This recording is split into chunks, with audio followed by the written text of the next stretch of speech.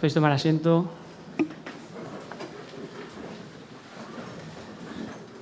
Vamos a pedir la guía del Señor, vamos a orar. Amado, bendito, glorioso Padre Celestial, Señor de toda la creación, Rey de la gloria, venimos aquí, Padre, para que, como acabamos de cantar, tú nos hables, Señor.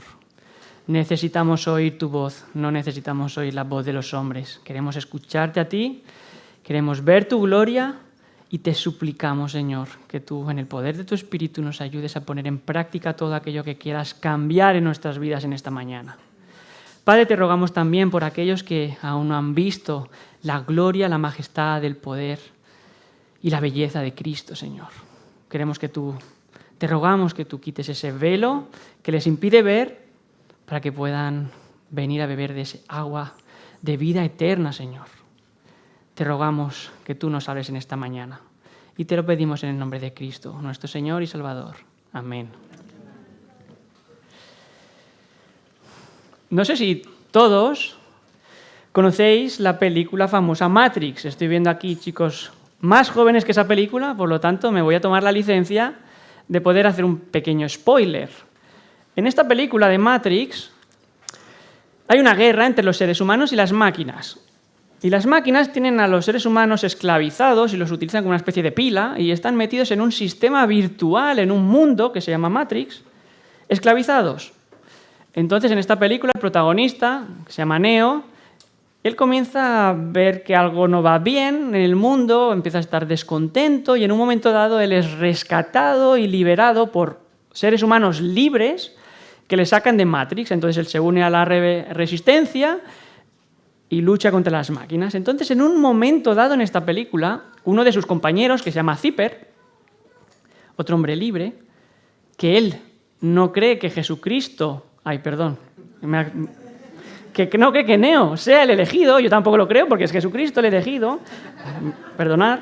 Entonces, Zipper no cree que Neo sea el elegido y entonces, anhelando y deseando el mundo que tenía antes cuando vivía en ese falso mundo de Matrix, hace un trato con las máquinas y entrega a sus compañeros por volver a disfrutar de los deseos, los placeres, los deleites que tenía antes y se convierte en un traidor.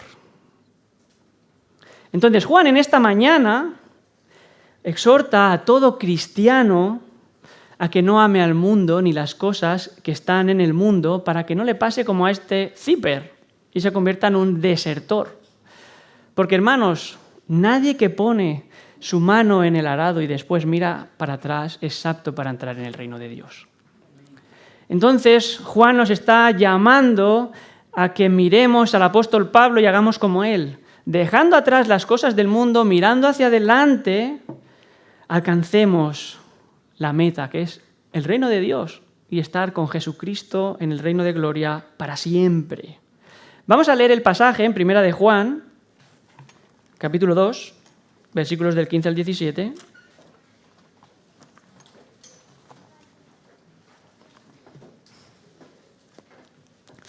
Dice así la palabra del Señor: no améis al mundo ni las cosas que están en el mundo. Si alguno ama al mundo, el amor del Padre no está en él. Porque todo lo que hay en el mundo, los deseos de la carne, los deseos de los ojos y la vanagloria de la vida, no proviene del Padre, sino del mundo. Y el mundo pasa y sus deseos, pero el que hace la voluntad de Dios permanece para siempre. Primera de Juan es una carta que escribe el apóstol a los cristianos que están en Asia, varias iglesias, con un propósito, que es el de rechazar y refutar a los falsos maestros que había en aquella época y también para que los cristianos que leen esta carta podamos tener certeza y seguridad de nuestra salvación. Para que los que sabemos que estamos en Cristo sepamos que tenemos la vida eterna. Y esta certeza se basa y se fundamenta en que examinemos, como nos llama el apóstol, lo que hacemos y no lo que decimos. Juan nos ha dado 3 mandamientos hasta el momento. Que andemos en luz confesando nuestros pecados, que guardemos los mandamientos de Dios en amor y que amemos a nuestro hermano y amemos a Dios. Estas son marcas y señales de todo verdadero hijo de Dios. Son firmes evidencias de una vida transformada por el poder del Evangelio que vive en comunión con Dios y para la gloria de Dios. Y este, hermanos, es el propósito de nuestra creación, que nosotros demos con nuestra vida la gloria a Dios. En el pasaje de esta mañana, Juan regresa a la lista de mandamientos prácticos tras la pausa que acaba de hacer en los versículos anteriores, los del 12 al 14. Y él hace esa pausa en los versículos 12 al 14 para que examinemos nuestro crecimiento espiritual. ¿Por qué? Porque si tú estás creciendo espiritualmente, eso es una señal indudable de que tú estás andando correctamente delante del Señor. Puedes tener certeza de que eres hijo de Dios y estás caminando bien. Además, Juan utiliza esta pausa para alentarnos y consolarnos. Fijaos, alentarnos, él dice en el versículo 14, habéis vencido al maligno. Y Juan nos alienta porque nos recuerda que en Cristo todo cristiano ha vencido al mundo y al maligno. Tenemos la victoria en Cristo. Y también nos consuela porque en el versículo 12 dice que vuestros pecados os han sido perdonados por su nombre. Y además no hay mayor consuelo, descanso y paz para cualquier pecador que saber que nuestros pecados han sido perdonados, que la ira de Dios ha sido apartada de nosotros y que ya no tenemos condenación. Entonces, ahora, animados y consolados por el apóstol, él nos va a dar una enfática, profunda y solemne advertencia. Y lo hace en negativo, es una exhortación en negativo, indicándonos que es algo que debemos evitar a toda costa hacer. Y este es el primer punto del sermón de esta mañana, versículo 15. El mandamiento. Fijaos, versículo 15. No améis al mundo ni las cosas que están en el mundo. Y el mandamiento es muy claro. No amar al mundo, no amar las cosas que están en el mundo. Y la palabra amar que utiliza este pasaje es la misma palabra amar que utiliza en el versículo 10 cuando está hablando del que ama a su hermano. Por lo tanto, en este mandato que se contrapone y contrasta al mandamiento anterior de amar a tu hermano, podemos entender que el amor del que está hablando aquí Juan es un amor exclusivo, es un amor vinculante, es un amor comprometido, es un amor leal. Es un amor de aquel que tiene comunión íntima con Dios. Lo que el apóstol entonces está queriendo enfatizar es que el amor a Dios y el amor al mundo son incompatibles. Es el mismo tipo de amor que bíblicamente todo esposo le debe a su esposa. Es un amor vinculante, leal, comprometido. Y es exclusivo, por supuesto. Tú amas a tu esposa y a ninguna otra.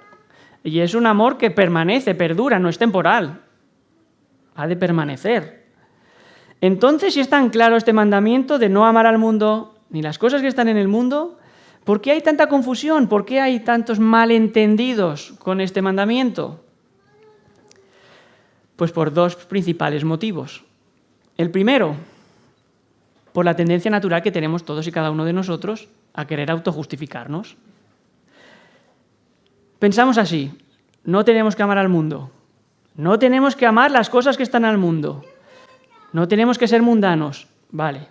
Y lo que hacemos es definir en nuestros propios términos lo que significa mundanos, de acuerdo a lo que a nosotros nos interesa, como nosotros queremos, y no como dice la palabra de Dios. Estas son las personas que dicen, yo no voy a ir más al cine, ni a jugar a los bolos, ni a un campo de fútbol. Voy a dejar de fumar, voy a dejar de hacer todo este tipo de cosas, reduciendo la definición de mundano a aspectos sociales, culturales o políticos. Seguramente todos hayáis escuchado cosas como, uy, este hermano está hablando de fútbol, este es un mundano. O cosas como, uy, este hermano el otro día fue a ver la última película de superhéroes de Marvel al cine, un mundano. O, uy, este otro hermano que está hablando de política, interesado en ella, un mundano también. Cosas similares.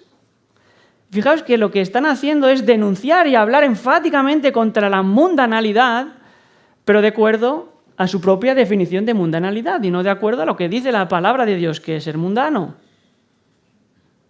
Realmente no han entendido y no conocen lo que significa no amar a Dios y no amar las cosas del mundo, no amar el mundo y no amar las cosas que están en el mundo. Y hay otra causa, otra segunda causa, que es que realmente no entendamos lo que significa la palabra mundo. La palabra, el término griego mundo, es un término muy amplio y puede tener diferentes significados. Y no entender lo que significa en este pasaje en concreto da pie a diferentes interpretaciones erróneas. Y vamos a ver algunas cosas que no significa mundo. Aquí no está hablando de la creación. No está hablando de cosas como el cielo, las estrellas, las nubes, los valles, los ríos y las montañas. No debemos interpretar mundo como el mundo físico. La Escritura afirma muy claramente que Dios es el creador de todas estas cosas. Y múltiples veces en Génesis 1 y 2 dice que todas estas cosas son buenas. Incluso a pesar de la caída y la maldición de Dios sobre estas cosas, ellas están reflejando parte de la gloria, de la majestad, del poder y de la sabiduría de Dios. Fijaos lo que dice el salmista: los cielos cuentan la gloria de Jehová y el firmamento anuncia la obra de sus manos. Un día emite palabra a otro día, una noche a otra noche declara la sabiduría. Entonces, interpretar mundo como las cosas físicas y materiales da lugar a interpretaciones equivocadas y prácticas erróneas como las que desprecian el cuerpo, desprecian el sueño, desprecian la comida, desprecian la bebida.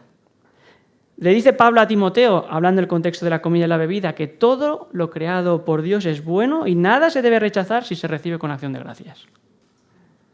Todas estas cosas, hermanos, son buenas en su justa medida, con sentido común y dominio propio. Otra cosa que tampoco significa mundo es que no significa el mundo de todas las personas, el seres humanos en general. Fijaos que Juan no podría habernos exhortado a amar a nuestro hermano, que es una persona, y luego, 5 versículos después, decir que no amemos al mundo ni las cosas que están en el mundo. Y fijaos que Dios mismo nos dio ejemplo de amor a las personas. Todos conocemos Juan 3:16, porque de tal manera amó Dios al mundo que ha dado a su Hijo unigénito para que todo aquel que en él cree no se pierda, mas tenga vida eterna. Entonces, interpretar mundo de esta manera, como todas las personas en general del mundo, da lugar al ascetismo, al monasticismo, a esas personas que se recluyen y se separan y se apartan de todo y de todos y se van allá a la montaña escondidos en un monasterio. Y fijaos que aunque parezca piadoso vivir de esta forma, es una piedad falsa, es una piedad aparente. ¿Por qué? Porque el Señor Jesucristo es el que les dijo a sus discípulos, hablando al Padre: como tú me enviaste al mundo, así yo os he enviado al mundo. Por lo tanto, si tú te estás apartando y recluyendo del mundo, tú estás desobedeciendo al Señor, que te ha mandado ir al mundo. Y ahora, en este punto, tú puede que tengas muy claro ya lo que no significa amar al mundo y las cosas que están en el mundo. Pero realmente, entonces, ¿qué quiere decir, Juan? No améis al mundo y las cosas que están en el mundo. Pues a lo que se refiere este pasaje es no amar la mentalidad, el conjunto de ideas, el sistema de valores que tienen las personas desobedientes y rebeldes a Dios, que viven sus vidas gobernadas por deseos, anhelos y pasiones, centrados en el hombre y no en Dios, centrados en la gloria del hombre y no en la gloria de Dios, centrados en las cosas presentes y no en las cosas eternas de Dios. Es un sistema que pretende quitar a Dios del trono y sentar al hombre en ese trono. Es un sistema que pretende cambiar los valores eternos de Dios por valores temporales y subjetivos de los hombres. Fijaos cómo lo describe MacArthur. Él dice: el mundo y sus cosas es el sistema universal, invisible y espiritual de maldad. Es el cosmos, orden mundial, el reino de existencia, la manera de vivir que Satanás gobierna. Y es a todo este sistema, a todo este sistema impío mundial a lo que Juan hace referencia cuando dice que el mundo está bajo poder del maligno, un poco más adelante, en 1 de Juan 5:19. Y esto es importante. En la carta de Juan hay una conexión directa siempre entre el mundo y el maligno, y siempre en contraposición, en oposición a Dios. Por eso es totalmente incompatible amar a Dios y amar al mundo, porque uno excluye al otro. Fijaos lo que dice Santiago. ¿No sabéis que la amistad al mundo es enemistad contra Dios? Cualquiera, pues, que se establece como amigo del mundo, se constituye como enemigo de Dios. Santiago 4:4. Entonces, todo el que no es cristiano se encuentra bajo el dominio de este malvado sistema impío. Es del mundo, sigue al mundo, pertenece al mundo, vive en rebeldía y en desobediencia a Dios, vive para Él y su gloria. Fijaos lo que les dice Pablo a los Efesios. Y Dios os dio vida a vosotros, hablando a los cristianos en Éfeso, cuando estabais muertos en delitos y pecados en los cuales anduvisteis en otro tiempo, siguiendo la corriente de este mundo, conforme al príncipe de la potestad del aire, el espíritu que ahora opera en los hijos de desobediencia, entre los cuales también todos nosotros vivimos en otro tiempo en los deseos de nuestra carne y de los pensamientos, y éramos por naturaleza hijos de ira, lo mismo que todos los demás. Efesios 2 del 1 al 3. Hemos podido ver que Pablo, el apóstol, se está poniendo a él también dentro de ese sistema. Él dice que todos nosotros vivimos, éramos por naturaleza hijos de la ira, lo mismo que todos los demás. Es de ese sistema mundial, impío y de maldad del que todo cristiano ha sido rescatado y trasladado al reino amado de su Hijo, Jesucristo, por la gracia de Dios, mediante la fe en Jesús. Y la importancia de esta exhortación que nos está haciendo Juan se ve potenciada todavía más por la solemne advertencia que nos hace al final de este versículo. Fijaos, dice que si alguno ama al mundo, el amor del Padre no está en él. Y enfatiza la misma idea, la exclusividad. El amor al mundo es incompatible con el amor a Dios. ¿Por qué? Porque si tú amas al mundo, el amor del Padre no está en ti. No es posible amar a ambos al mismo tiempo. No podemos servir a dos señores al mismo tiempo. Jesucristo resucitado le dice a la iglesia de la Odisea que por cuanto eres tibio te vomitaré de mi boca. Qué palabras tan fuertes. Y lo que está diciendo Juan es que si tú has sido rescatado de ese sistema mundial impío y malvado, no puedes querer volver a vivir otra vez bajo él, sintiéndote cómodo, sintiéndote a gusto, sin convertirte en un desertor. Pablo, encarcelado, en sus últimos días, a punto de morir, le escribe a Timoteo que todos en Asia le habían dado la espalda, le habían abandonado. Y quizá el desertor más notable lo encontramos en Demas, en 2 de Timoteo 4:10. Dice, Demas me ha abandonado, habiendo amado este mundo, se ha ido a Tesalónica. Demas, un colaborador y compañero de Pablo, que había conocido y servido junto a hombres como Lucas, Marcos, Pablo, Tíquico, Timoteo, Tito. A la hora de la verdad, en el momento más complicado del apóstol, le abandonó. Se marchó, le dejó solo, desertó. Y el pasaje nos dice por qué. Dice que amó el presente mundo. Demas se marchó a Tesalónica, que era una ciudad muy grande, cosmopolita, en la principal ruta comercial de Asia, donde allí poder disfrutar de todos los deleites y de todos los deseos de su corazón. Así demostró Demas que nunca había realmente amado a Dios, porque él no perseveró. Él amó al mundo, él desertó. Escribe MacArthur sobre esto. Demas amó al sistema mundial con su pecado, su sabiduría humana y sus engaños satánicos mucho más de lo que amaba el reino de Dios. La vida de Demas mostró las características tanto de la tierra superficial y rocosa, en que la semilla de la palabra de Dios había florecido brevemente, pero que se marchitó y murió cuando llegó la tribulación y la persecución, como también de la tierra espinosa en que la semilla de la palabra fue asfixiada bajo los cuidados del mundo y el engaño de las riquezas. ¿Entendemos entonces ahora por qué Juan es tan fuerte con su exhortación? ¿Entendemos ahora por qué es tan solemne con esa advertencia que nos da? No améis al mundo ni las cosas que están en el mundo, porque si amáis al mundo, el amor del Padre no está en vosotros. El que persevera hasta el fin será salvo, dice la palabra de Dios. Juan no quiere que ninguno de sus amados hijitos a los que él escribe esta carta sea un desertor como Demas. Quiere que resistamos las tentaciones y que perseveremos hasta el final alcanzando el reino de Dios. Y por si el mandato y la advertencia no han sido suficientes, ahora Pablo nos va a dar los motivos y las razones de por qué debemos obedecer.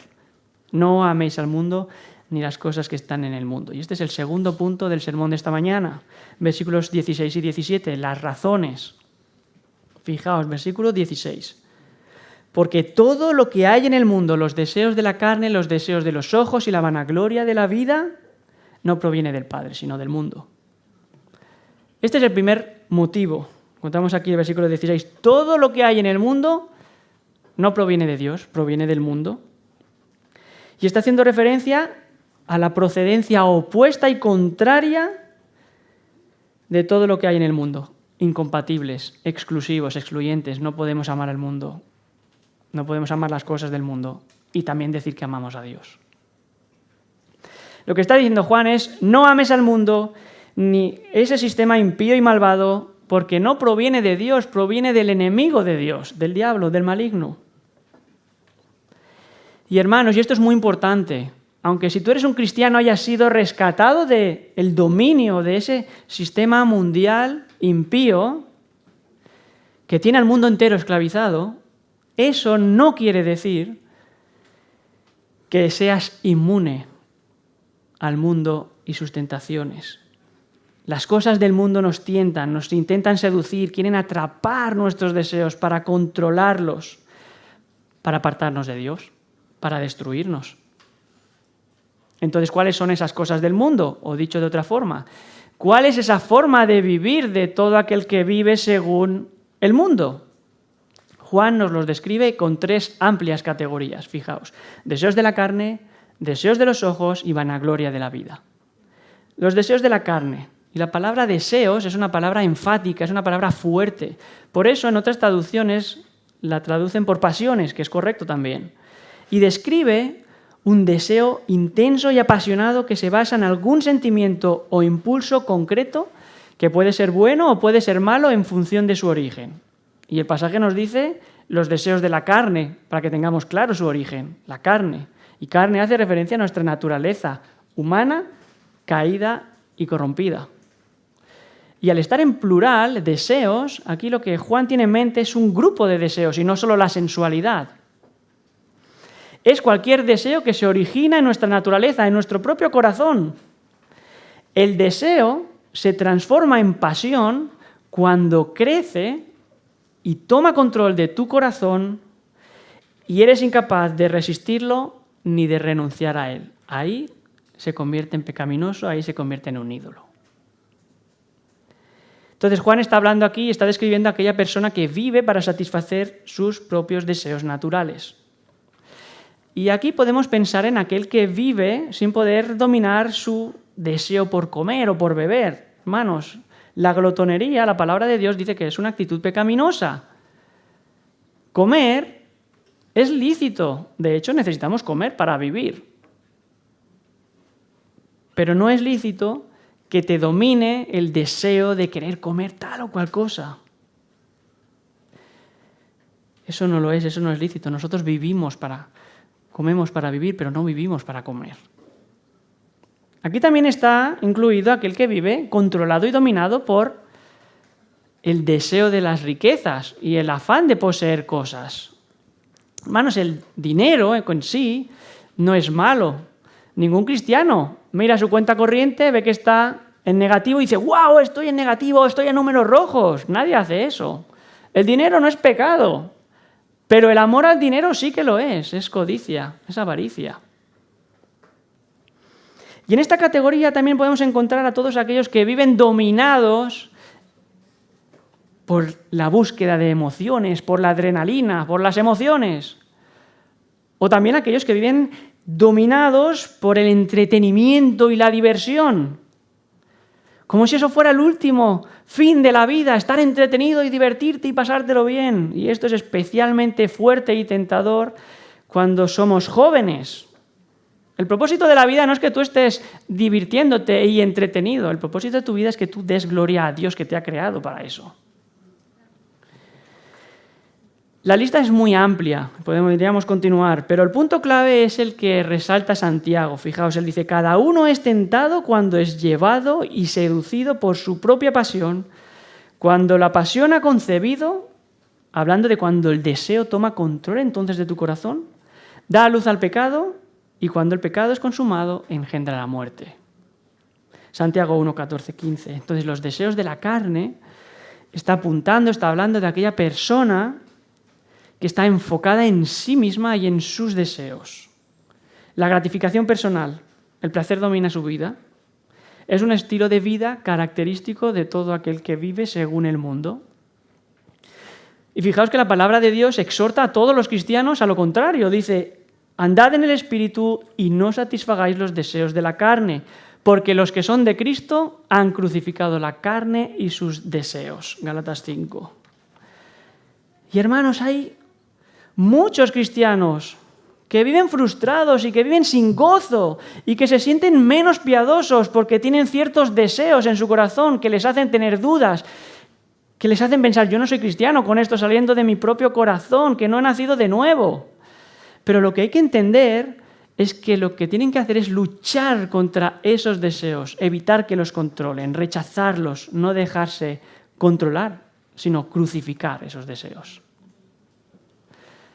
Porque, hermano, no es seguro que Dios te vaya a quitar ese deseo. Puede estar ahí por mucho tiempo. Y piensa en esto. ¿Sabes que da más gloria a Dios que quitarte ese deseo concreto? Él puede hacerlo, porque Dios puede hacer todas las cosas. Pero ¿sabéis qué le da más gloria? Que estando ese deseo ahí, tú lo rechaces y le digas que no, porque tú amas más a Dios y valoras más tu comunión con Dios que el placer momentáneo que ese deseo te pueda dar. Eso da más gloria a Dios. Y hermanos, pensar en esto también. La tentación siempre muestra lo que aparentemente vas a ganar, pero no te muestra lo que ciertamente vas a perder.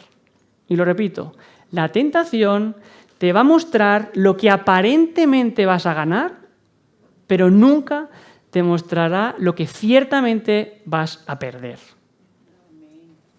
Entonces Juan te está invitando en esta mañana a examinar tus deseos.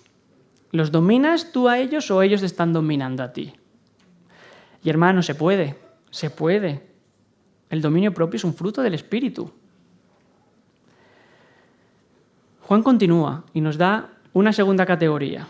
Fijaos, dice los deseos de los ojos. Y la palabra deseos es la misma que el anterior, con el mismo significado, también está en plural, por lo tanto también hace referencia a un conjunto de deseos más que algo concreto. Y aquí está hablando de los ojos. Y los ojos son los conductos a nuestra mente y a nuestro corazón, es decir, el camino directo a tu vida interior. Dice el Señor Jesucristo, la lámpara del cuerpo es el ojo. Así que si tu ojo es bueno, todo tu cuerpo estará lleno de luz. Pero si tu ojo es malvado, todo tu cuerpo estará en tinieblas. Los ojos son ventanas por donde entra la luz de Dios. Pero también son ventanas por donde puede entrar muy fácilmente la tentación. Y eso el mundo lo utiliza para seducirte, para tentarte y para incitarte a pecar. Los deseos de la carne, que hablaba antes, hablan del pecado en el aspecto físico.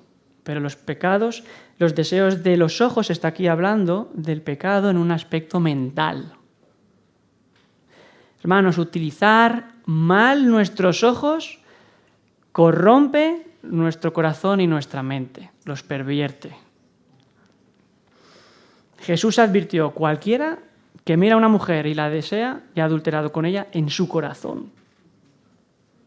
Y la Biblia está llena de ejemplos. Fijaos, la mujer de Lot, volviendo sus ojos atrás cuando Sodoma era destruida. Fijaos, David mirando a Betsabé desde la azotea de su palacio mientras su ejército estaba en la guerra. Fijaos, Sansón codiciando a las mujeres filisteas. Fijaos, Acán codiciando el manto babilónico y la plata y el oro, incluso aunque estaban malditos por Dios. O Salomón, que escribe: todo cuanto mis ojos desearon, de nada les privé. Eclesiastés 2:10. Y debemos entender entonces la vital importancia de que guardemos nuestros ojos, porque las consecuencias son potencialmente devastadoras. Fijaos, la mujer de Lot convertida en estatua de sal. David adulterando, asesinando y trayendo ruina a su propia casa.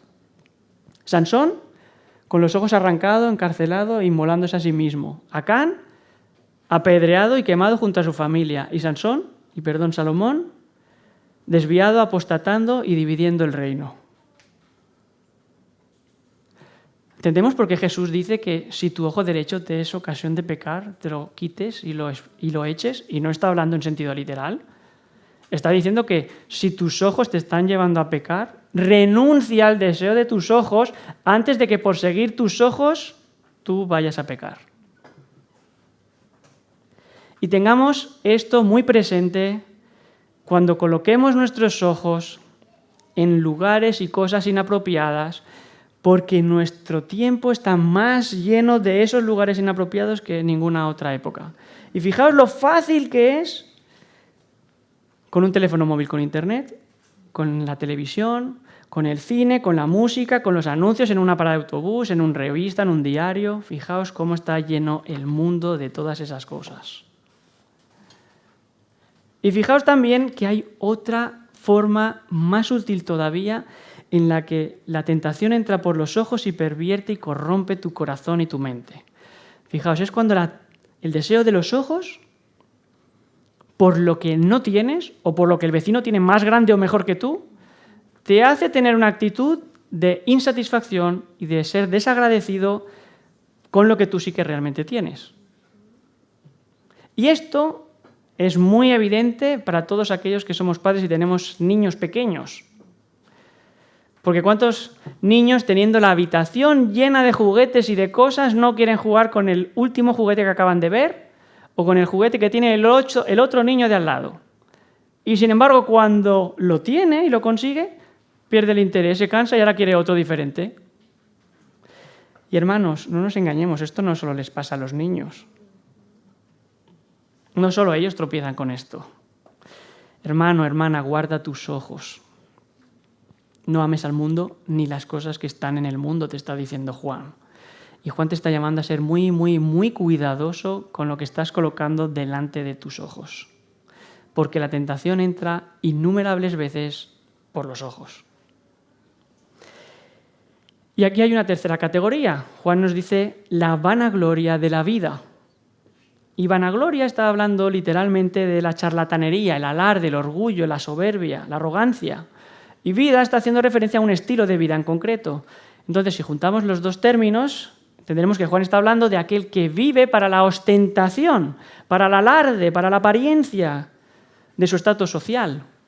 Y de nuevo, es un aspecto general, no es algo concreto, porque aquí podemos encontrar al orgulloso de sus riquezas y de sus posesiones, pero también encontramos al que está orgulloso de sus habilidades intelectuales, o de sus habilidades manuales, o de su familia, de su nacimiento, de sus estudios, de su escuela, de cualquier cosa. Hermanos, el pecado no radica en las cosas, ni en las habilidades, ni en las capacidades, porque nos las ha dado Dios. El pecado está en la actitud arrogante y soberbia de esa persona que se jacta y se levanta a sí mismo por encima del otro y le menosprecia.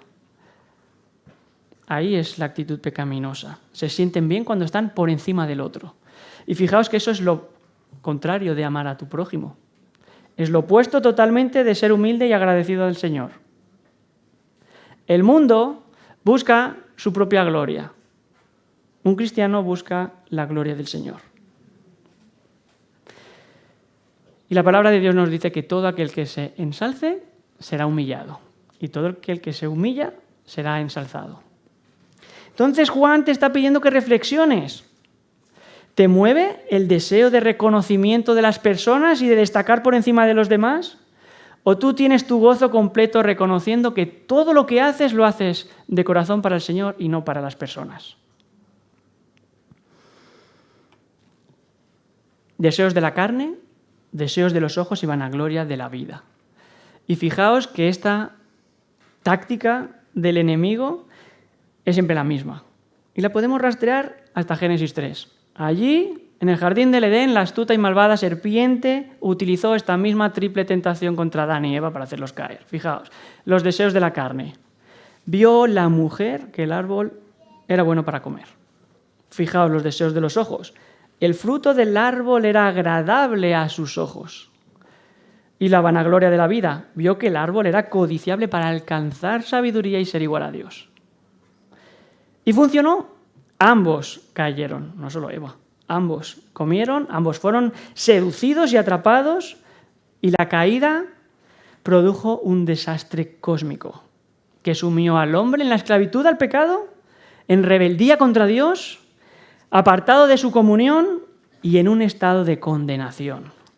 Dice la palabra, por tanto, como el pecado entró en el mundo por un hombre, y por el pecado la muerte, así la muerte pasó a todos los hombres por cuanto todos pecaron. Porque ciertamente el juicio vino a causa de un solo pecado para condenación. Romanos 5. Esclavo del pecado, muerto espiritualmente, enemigo de Dios y condenado. Esa es la condición de todo aquel que viene al mundo y vive según el mundo. Solo Jesucristo, el Hijo de Dios, puede salvarte de esa lamentable y horrible condición. La única solución para un hombre en esta condición es arrepentirse de su pecado y confiar solamente en Jesucristo. Y si por la gracia de Dios Él te ha mostrado que tú estás en esta condenación, en este estado, en esta condición, arrepiéntete hoy, ahora, y pon tu confianza en Jesús. En cambio, un cristiano ha pasado de muerte a vida. Ha sido liberado del dominio del pecado. Ya no hay condenación para él y tiene comunión con Dios por medio de Jesucristo. Los efectos de la caída revertidos. Para eso vino Cristo. Fijaos lo que dice Juan un poco más adelante. El Hijo de Dios se manifestó para este propósito, deshacer las obras del diablo. Primera de Juan 3:8. Y Satanás intentó impedirlo. ¿Con qué? Con la misma táctica. Fijaos cuando tentó a Jesús. Los deseos de la carne. Él apeló a la humanidad de Jesús cuando llevaba 40 días sin comer y le tentó a que convirtiera las piedras en pan para que comiera. Él le tentó con los deseos de los ojos cuando le mostró todos los reinos de la tierra y su gloria y le dijo que serían suyos si le adoraba y se postraba ante él. Y la vanagloria de la vida cuando le llevó a lo alto del templo y le incitó. Él no podía obligarle, le incitó a que saltara y le dijo, te cogerán los ángeles.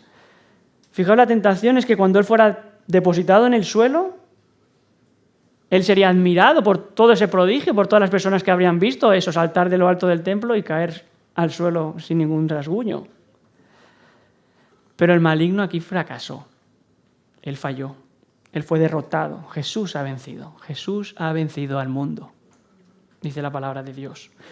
Hermanos, el maligno y su sistema impío y malvado mundial buscan destruirte. ¿Cómo? Por medio de los deseos de la carne, los deseos de los ojos y la vanagloria de la vida.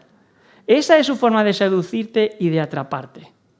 Entonces, si tú eres un cristiano, no puedes sorprenderte de que las tentaciones te ataquen, como si algo extraño te está pasando, como si te pasa algo raro. Como si tuvieras falta de fe, dicen algunos. Yo no sé qué Biblia leen, la mía dice que en el mundo vamos a tener aflicciones.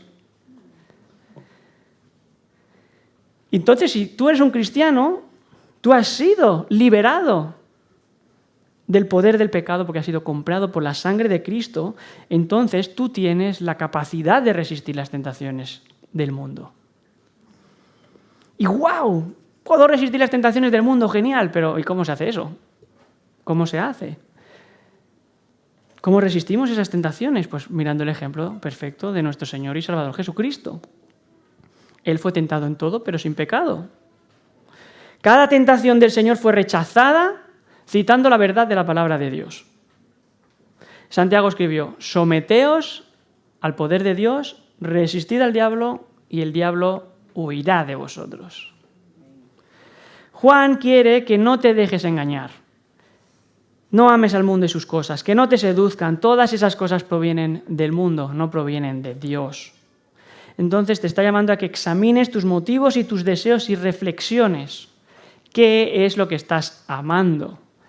Y si no sabes cómo hacerlo, pues coge tu móvil y examina tus últimas conversaciones, tus últimas búsquedas por internet, los últimos vídeos que has visto, los últimos lugares a los que has ido, las personas con las que te gusta pasar tu tiempo. Juan te está llamando a que te preguntes dónde están tus deseos. ¿Qué estás colocando delante de tus ojos y le estás prestando atención? ¿De qué te estás enorgulleciendo? ¿Puedes decir con Pablo: lejos esté de mí el gloriarme, salvo en la cruz de Jesucristo? Y para concluir, Juan ya nos da un último motivo. En el versículo 17, fijaos, dice: y el mundo pasa y sus deseos, pero el que hace la voluntad de Dios permanece para siempre. Y el primer motivo que nos dio Juan hacía referencia a la procedencia del mundo y de sus cosas. Y ahora en el segundo nos habla del destino final, del fin último de estas cosas, de estos dos dominios opuestos, el dominio del mundo y el dominio de Dios. Y mirad el contraste que establece el pasaje entre ambos reinos. Uno pasa y el otro permanece. Hermanos, el mundo, sus deseos, sus pasiones, pasan. Y pasar está hablando de desaparecer, acabar, concluir, terminarse. Y es a esto a lo que Pablo se refiere cuando dice que a los que disfrutan de este mundo, como si no lo disfrutaran, porque la apariencia del mundo se pasa. 1 Corintios 7:31. En cambio, el que hace la voluntad de Dios, ese permanece para siempre, firme, confiado, porque el reino de Dios es eterno. Y fijaos que los ciudadanos de este reino eterno no son aquellos que viven haciendo sus deseos y su voluntad, sino son los que viven haciendo la voluntad del Padre. Ellos viven para hacer la voluntad de Dios. Entonces Juan quiere que notes lo efímero, lo pasajero y lo temporal del mundo y de todo lo que hay en él, en contraste con la eternidad del reino de Dios y la vida eterna que tiene todo aquel que es su hijo. Por eso vivir amando el mundo y las cosas del mundo es una locura, es una necedad. Fijaos, ¿tú vives orgulloso de tu apariencia física? Enseguida llegará la vejez, las arrugas, la flacidez, los achaques, los dolores. ¿Vives orgulloso de tus riquezas y de tus posesiones? Quizá mañana ya no estén. No te sirven para comprar lo más valioso, que es la salvación, y allí donde vas no te las puedes llevar y no te sirven para nada. ¿Vives afanado por el entretenimiento y la diversión? Dice el predicador en Eclesiastés: llega el día en que dices ya no tengo en ellos contentamiento. Eclesiastés 12:1. ¿Vives orgulloso de alguna capacidad única y especial que tú tienes? Llega el día en que ya no la puedes ejercer y no puedes recibir alabanza y gloria de los hombres por ella. ¿Vives deleitándote de la comida y de la bebida? Dice el predicador en Eclesiastés que llega el momento en que tú vas a perder el apetito. Eclesiastés 12:5. Necedad, locura, el mundo pasa y todas las cosas que hay en el mundo pasan. El mundo y todas las cosas que hay en el mundo se encuentran bajo el principio de muerte espiritual. En cambio, el reino de Dios se encuentra bajo el principio de vida espiritual. El mundo y todo lo que contiene el mundo está muriendo. Todo se encamina a la destrucción bajo la ira justa y santa de Dios. Y ya está dejando las evidencias claras de ello. Fijaos en el aumento de inmoralidad sexual, de las injusticias, de la violencia, de la deslealtad, de las mentiras, de la delincuencia, del orgullo y de la vanagloria. Fijaos todas estas cosas desbocadas. Por tanto, todos los que viven en el mundo bajo este sistema impío y corrupto están destinados a la condenación eterna en el infierno. Si tú amas al mundo, implica que vas a obtener el mismo fin de todas esas personas, porque caminas como ellas y con ellas. Por eso Juan te está exhortando a que no ames al mundo ni las cosas que están en el mundo. Como hijo de Dios, librado de ese destino de destrucción, apartado de Dios, la exhortación es a que tú no seas un traidor como el Zipper de Matrix, a que no seas un desertor como Demas. No te dejes seducir por el mundo, no te dejes seducir por los deseos de la carne, los deseos de los ojos y la vanagloria de la vida. Resiste, hermano, firme la tentación, persevera hasta el final, alcanza la meta, porque dice la palabra de Dios que no os ha sobrevenido ninguna tentación que no sea humana, pero fiel es Dios, que no os dejará ser tentados más de lo que podéis resistir, sino que dará también juntamente con la tentación la salida para que podáis resistir. Confiar en Dios, Él es fiel. Sigue el ejemplo de Jesucristo porque Él ha vencido al mundo mediante la palabra eterna de Dios y mediante el poder del Espíritu Santo eterno que es Dios. Vamos a orar.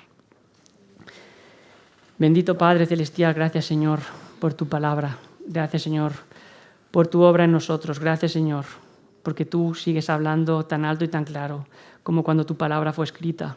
Señor, te rogamos que tú nos ayudes a poner en práctica tus mandamientos, Señor. No podemos hacerlo por nosotros mismos. Te rogamos que tú nos ayudes a andar en el Espíritu y a que podamos crucificar la carne y sus deseos para darte a ti toda la gloria, Señor. Te rogamos también que si alguien todavía no ha visto la gloria de Cristo, no conoce el Evangelio, pero en esta mañana ha visto que su estado es como todos los que están en el mundo, que Él pueda venir a Cristo, porque Él no echa a ninguno fuera, Señor. Amado Padre, ponemos tu palabra y tu obra en tus manos, porque tú obras en nosotros más abundantemente de lo que entendemos, Señor. Te lo pedimos en el nombre precioso de Cristo. Amén.